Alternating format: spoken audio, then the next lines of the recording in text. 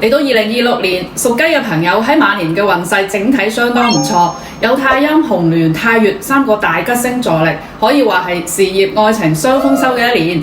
我哋馬年呢有3粒吉星照住，一個係太陰星，代表係女性嘅貴人同埋女性嘅長輩。如果屬雞嘅朋友係做同女性相關嘅生意呢，咁就發達啦，因為呢馬年嘅生意將會更加興隆，會係財源日漸豐厚嘅一年。同時，身邊嘅女性嘅長輩都會為你加油助力，提供有力嘅支持。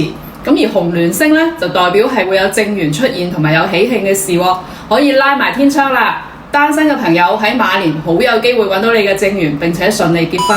而已婚嘅朋友呢，可以同伴侶嘅感情都會越嚟越好喎。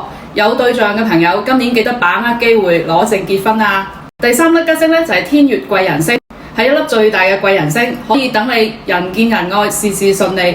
喺職場同埋事業上面，時時都有貴人相助，做咩都得心應手，事半功倍啦。咁同時馬年呢都會有2粒凶星要注意，但係問題唔大嘅。一個係貫索，代表官非訴訟、口舌是非等嘅小麻煩。所以呢，我哋要同人合作，記得做好文書嘅約定，數目要分明。其次就係勾神，會令你容易開小差，唔專心。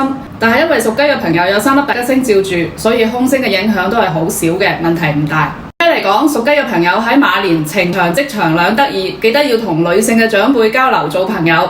你嘅財富同埋人緣桃花，分分鐘就係佢帶俾你㗎啦。記得點讚關注哦。